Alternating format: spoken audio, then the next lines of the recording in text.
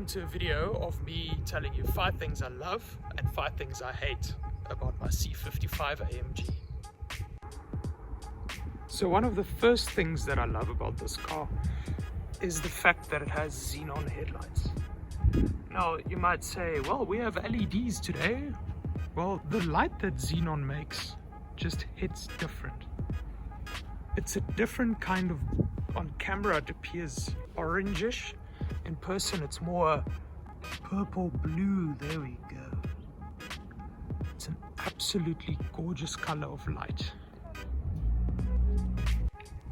Another thing I love about this car is the fact that it has wood on the interior. And it's not fake wood, it's real wood. Now, unfortunately, this wood has started to fade a little. As you can see, it's going from lighter to dark. However, at the back,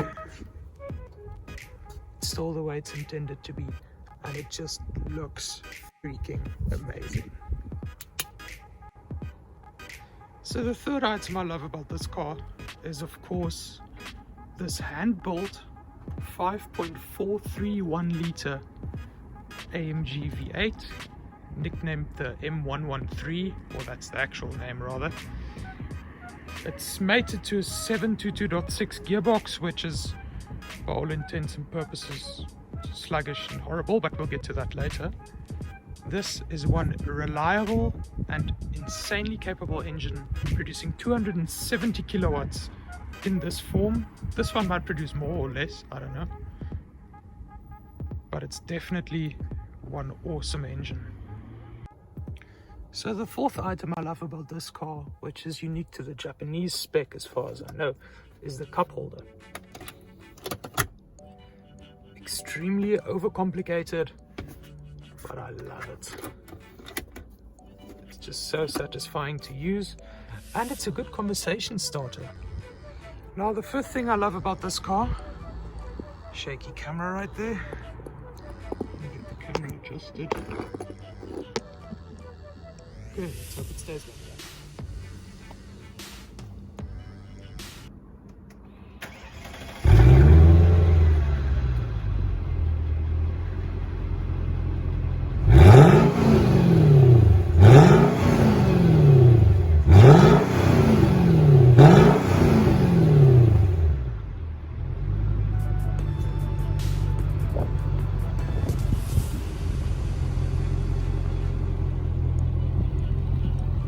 This 113 engine sounds absolutely awesome.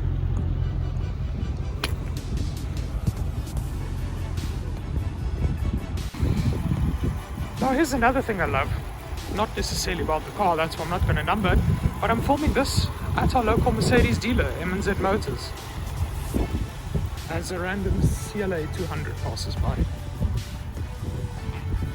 Alright, so now that you've seen 5 things that I love about this car, it's time to go to 5 things that I hate about it. Now, hate is a strong word. This is not a bad car. But unfortunately, there are more downsides than upsides about this car.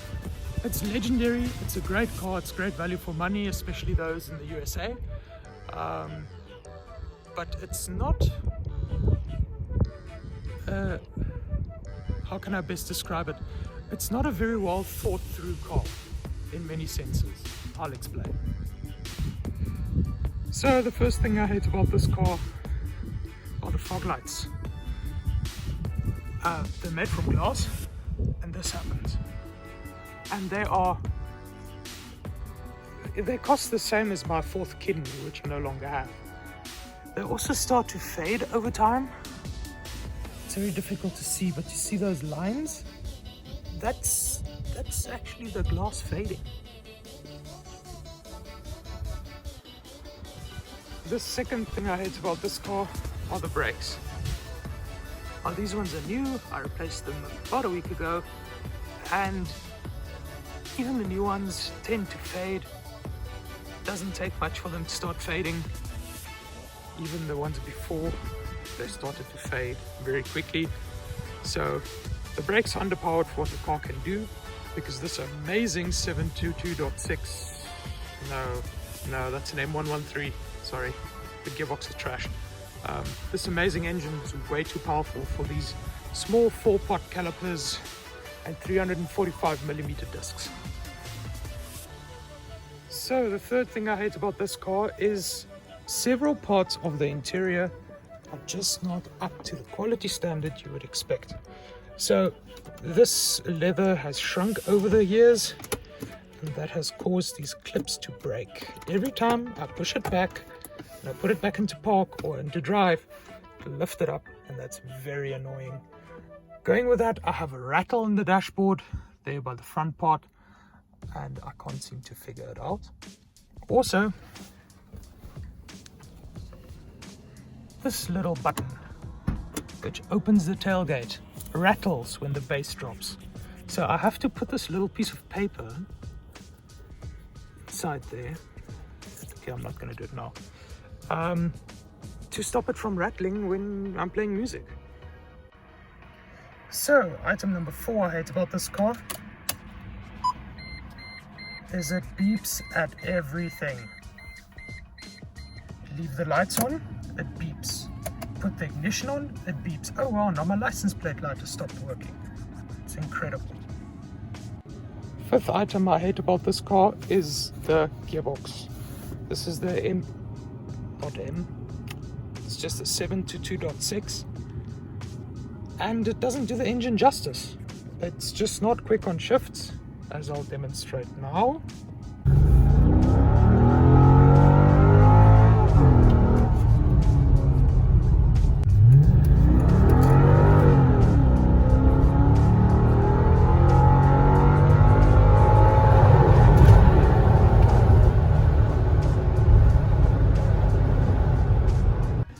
And also, while driving at 140, 160 k's an hour, the revs tend to be quite high. It could have done with a 6th or 7th gear. So bonus item, because this is specific to my case, is I have a Japanese radio. And it tends to talk Japanese to me, and it always thinks the car's in Japan, which for whatever reason the navigation won't work. It probably says something like installing. Everywhere there's Japanese symbols, and in my country our radio stations start at 87 FM and then they go all the way up to I think 107. Yeah, this only goes up to 90. Yeah, which is great. It's horrible. It's horrible. Also, I'm having to use an aux, and the aux port is stupid. It's right there. So if I'm driving my car like a normal human would, and I want to plug in the aux, I have to let go of the steering wheel and lean all the way over, because I don't allow passengers here, because passengers are peasants. It's so frustrating, and the traction control doesn't go off all the way. And my steering column won't tilt up because the switch is broken. Screw you, light. Thank you once again for watching this incredibly boring video. But I hope this gives you some idea of the C55 and what was deemed acceptable in 2004. This is by no means a bad car. I love this thing. It's amazing. But it has quite a few flaws. I guess cars are like women, aren't they? If you don't have flaws, it's probably a man. So have a great day. I'm enjoying the Namibian sunset. I'm gonna go drink a gin.